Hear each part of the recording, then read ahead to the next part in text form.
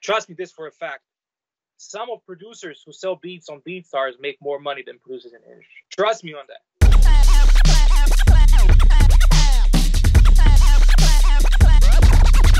Peace, what's going down? It's DJ Payne 1 for BeatStars.com. This is a very special interview. You'll see why in a second. But I want to introduce to you BeatStars member, 808 Mafia member, and a dope producer, Gezin.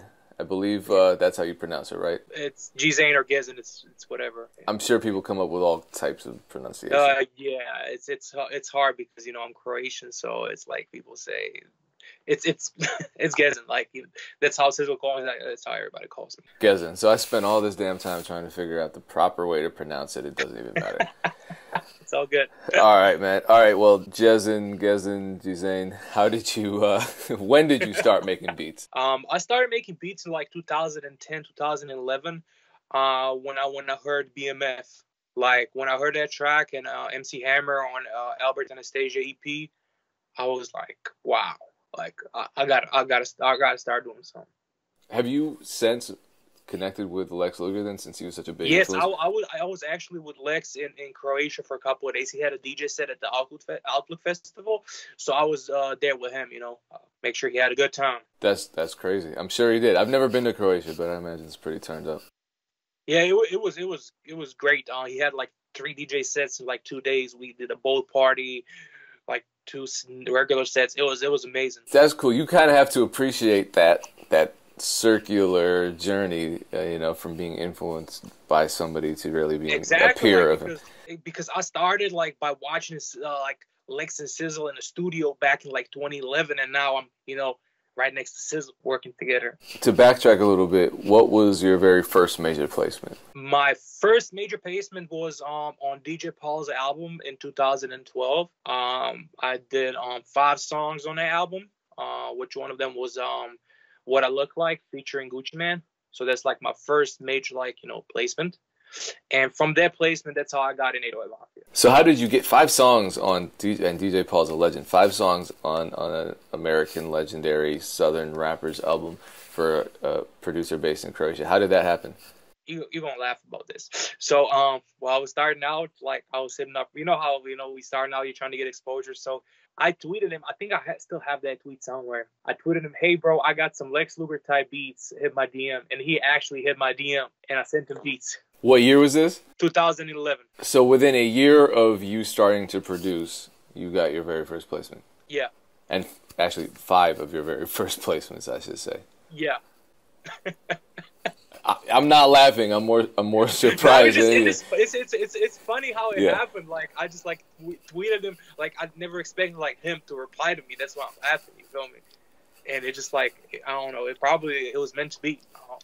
I feel like the power of the internet is going to be a major theme in this conversation that we have. Mm-hmm. So from that point on, you said that opened the doors for you to join 808 Mafia. Tell me that story. How did you start connecting with American producers, and how did that eventually lead to your membership in 808 Mafia? After that video came out for What I Look Like featuring Gucci Mane, I had this lady, Marchon, hit me up on Facebook.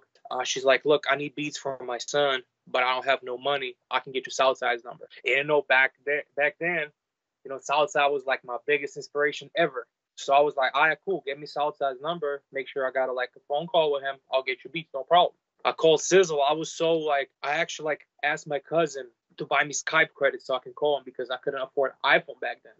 Like I was broke. And he bought me the Skype credits. I called Sizzle and I started mumbling because I couldn't believe he was on the phone with me. And then he's like, "Hey, bro, I can understand shit you're saying, bro. I'm going to call you back later." Couldn't get in touch with him for 11 months. And then I was like, I seen he followed me a couple of months after on Twitter, and it was November something, and I just hit him up on Twitter "Hey, bro, I'm trying to join the mob." This is "What's up?" He's like, "Hit my number. This is my new number. My bad." I called him, and after that, it's just I'm here. Yeah, well, you have a lot of crazy stories. So, number one, thank you so much for making this interview happen, because you're leaving back to Croatia in a couple of days. No problem at all. That's interesting to me. I want to ask you about that because you're still living in Croatia, correct? Yeah. So do you find that you're able to make a living out there while still working with American artists? Hell yeah.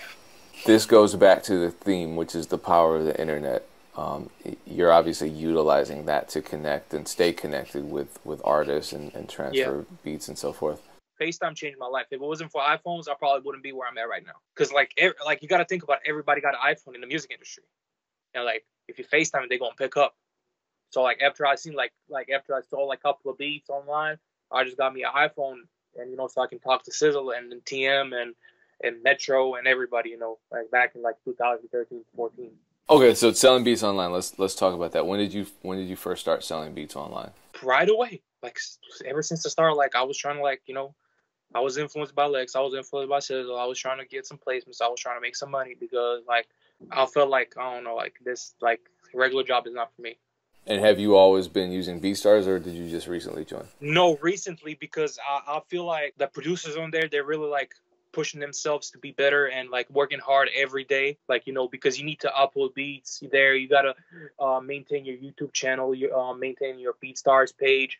You gotta to stay focused, stay hard working. That's what I'm like trying to do with BeatStars, because I'm trying to make myself work even harder. You feel me? Because like uploading beats online requires like time, and I feel like sometimes I'm just like lazy to make beats, and I'm really trying to push myself with this. So it's interesting too, because you like you said, you started in 2011, so you're really of the newer generation of producers. There was a lot of resistance for the previous generations to get into selling beats online or licensing beats online. With you just kind of looked at it as a given, right? Because you came up in an era where the internet was really the way producers were collaborating. It wasn't even a question. I mean, I started selling leases like 2011. It was like $20-$30, like, Western Union, because I couldn't get PayPal because like I was like, 16, 17. I couldn't get the card, open a bank account. It was like 18. So I was like doing Western Union on my cousin's name or something, like $20-$30. But in Croatia, that's like, $100 is like, they'll get you good. Like, because minimum wage is like $420-$30, and like the regular monthly wage is like $700. So if you make like $2,000 a month, you're almost making like one of the members of the government. You feel me? Like high ranking members. Oh wow. So like with $2,000 you can actually live very good. Okay, noted. Move to Croatia. Be rich. on top of what you just said, though, you're now in the industry, and we'll talk about more of that in a second, because we have a kind of surprise bit of news. But given that you're already in the industry, you're working with these major artists, you're still licensing beats online, and you still aspire to build up that brand with BeatStars. A lot of people still can't get over this idea that the industry and the internet are two different things. What's your perspective on that, being that you're in both worlds? I would say they are two different things, because trust me this for a fact, some of producers who sell beats on BeatStars make more money than producers in the industry. Trust me on that. And I feel it's like two different worlds. Yeah. BeatStars producers, they focusing like, uploading more and more content, right? And like they don't rely on royalties. They don't rely on publishing checks, It's like upload beats to sell. That's it. Like they don't have to, make sure they have 10 songs or 2 or 3 songs on next album, or have single with this album. So like they don't rely on that. Do you think those lines are good? Because you have a lot of BeatStars producers too that are now ending up, because of the internet, artists are buying their beats and blowing up. So they're kind of becoming internet producers. Do you feel like that line is starting to blur more, and those two worlds are going to start joining and melting together a little more in the future? Maybe. I'm not too sure about that, because like it's a whole different world. Like, it's very different, like selling beats on BeatStars and making beats at the industry like 24/7. Like it's different. So you've run a lot of live streams. This goes back to you utilizing the internet. You stay pretty engaged with your fans and your supporters. In terms of your overall strategy, branding yourself as Gezin the producer, what would you say is your most powerful branding strategy? I just like, communicating with my fans, like giving away something, because if they supported me, like I always love to give away, I don't know, like PlayStation gift cards or iTunes gift cards or free games. Like I always like to tend to give away, because like if you support me, if you pay for this and this, pay for this and that, blah blah blah, why I don't Like $20, $30 is not gonna hurt me. Like, like, and it's gonna make me happy because I've made somebody happy. You feel me? Speaking of working with people and staying engaged, you collaborate on a lot of beats. Who are some of the producers you've collaborated with? I'm gonna like put like as like and just like big producers. I'm working with Sizzle, TM, Max Lord, Wonder Girl, and as far as like people like I just recently started collaborating with is I have Noble, Des Wright, Nisi, who else? There's like a lot of people. Like I'm working with a lot of people. And I see collaborations between producers becoming kind of the new norm. A lot of people are doing that, and you're seeing it develop into these hit songs. That's kind of like the winning formula nowadays. What advice can you give producers who collaborate with each other to make sure the splits and other business elements are handled and there are no hard feelings? Just make sure everything is split 50-50. Don't do that like all plays the beat. Just do it 50-50. Like there's enough money for everybody. If it's a good record, it's going to get paid for everybody. So just like split it 50-50 and that's it. Call it a day. So back to Good Money and the cliffhanger. Congratulations, man. We just found out today that you were nominated for a Grammy, right? Appreciate it. Yeah. I was going to ask you the question, what's your biggest placement so far? This is probably it, right? Yeah, this is the biggest placement ever. Okay, what song is it? What album is it? This is exciting. Travis Scott, Astroworld, and I did No Bystanders featuring Juice WRLD and Sheck West. Okay, and you produced the entire thing, or was it a collaboration? It was a collaboration between me, Wonder Girl, TM, Stromberg, and Mike Dean finished it, I think. So, yeah. Okay, four producers. So that's not uncommon anymore. How did that process work, working with four producers? It depends on the artist, what the artist says. Like, if he says, like, oh, I don't like this part, you going to film it. So it's just like, I'm down like to work with like 4 or 5 producers. I don't care as long as my name on the album and like everything is good between us. Like it's no problem. Okay, so you encourage collaboration between producers. It seems like that's where things are going. No, I do. Yeah, I do. Why not? There is enough money for everybody. Everybody can eat. Look, I agree with you.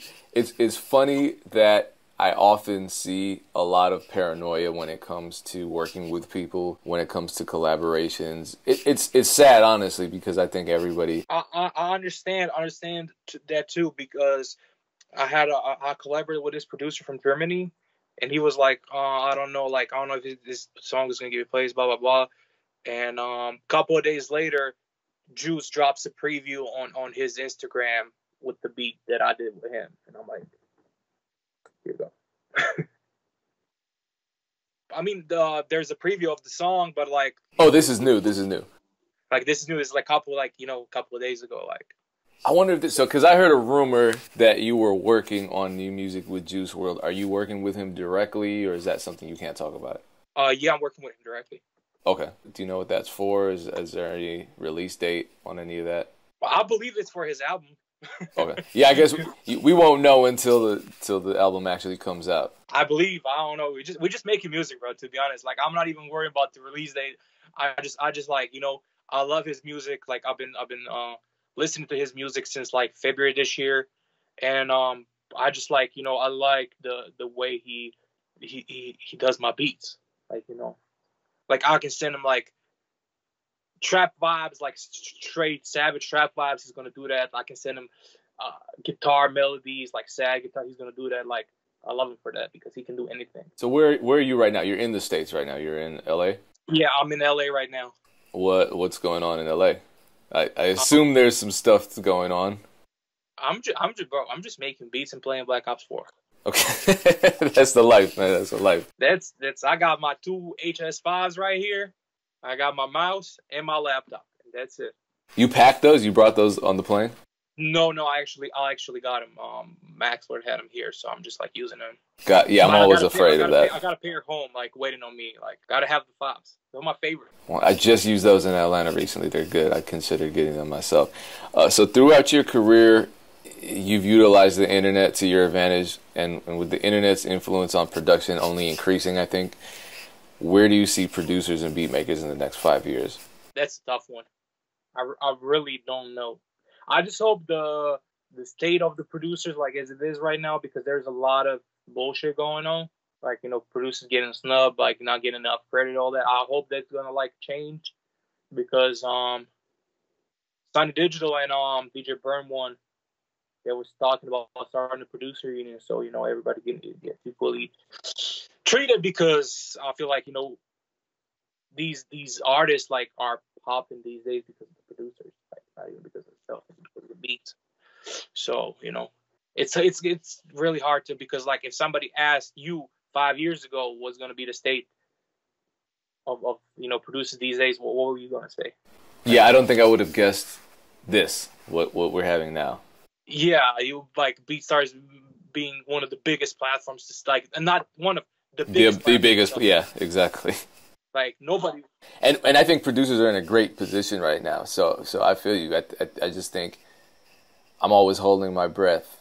You know, when you see negative situations occur, especially when they're inside of the producer community, I just feel like there's nothing that producers can't handle, you know, among themselves.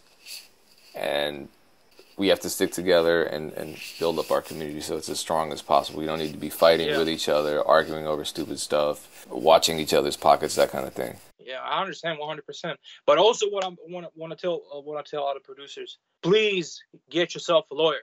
Yes. Please don't wait.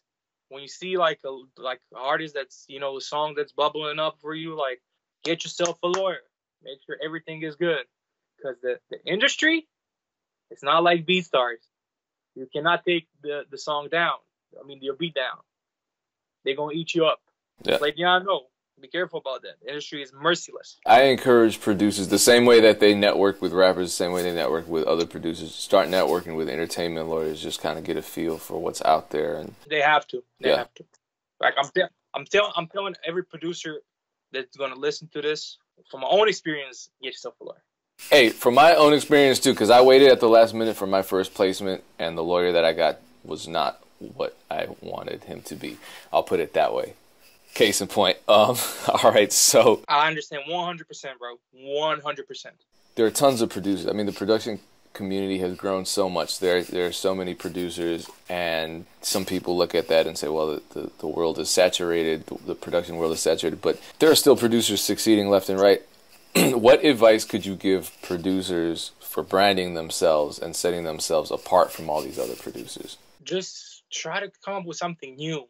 Like, I'm going to tell them, like, from my own experience, because, like, the last, like, couple of years, I had, like, beat reviews where, you know, people would send me beats so I can listen to them on live. And every beat I got, I swear to God, every beat I got was sounding like Southside from 2010.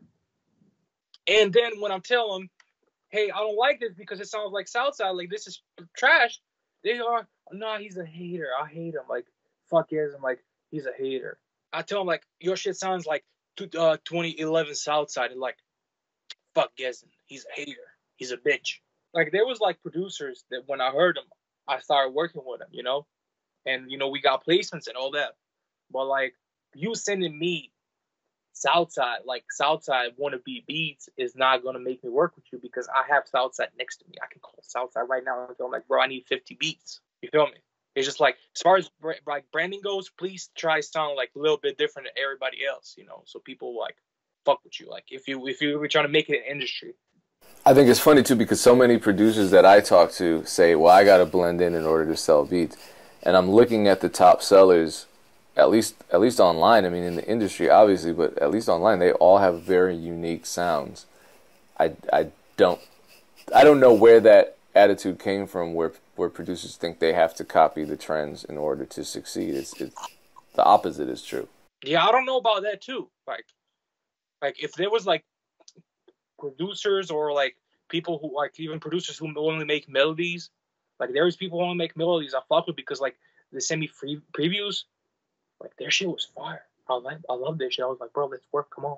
Like, they sent me like 50, 100 samples. Boom. That's how Palace, aka Dennis Berger, got in 808 Mafia. He sent me like hundreds of samples. I'm like, bro, this shit is hard. Like, I love this shit.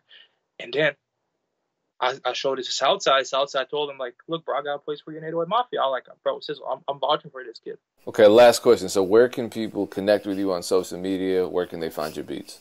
They can find my beats at Gezin808mafia.com. That's my BeatStars website. I'm in the process of making beats every day and uploading them. I'm gonna start up my YouTube channel.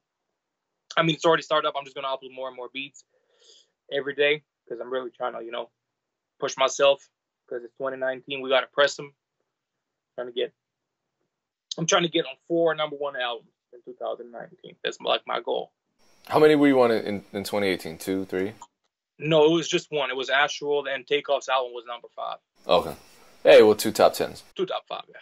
2 top 5s. Yeah, my bad. Much continued success to you. Thank you so much for sharing your wisdom and experiences with us. Likewise. Safe travels back. We'll have to check in again once those Grammy announcements come in. February 10th next year. There we go. All right. I'll have to get this interview out quick then. All right. Thank you a lot. All right. Peace, bro.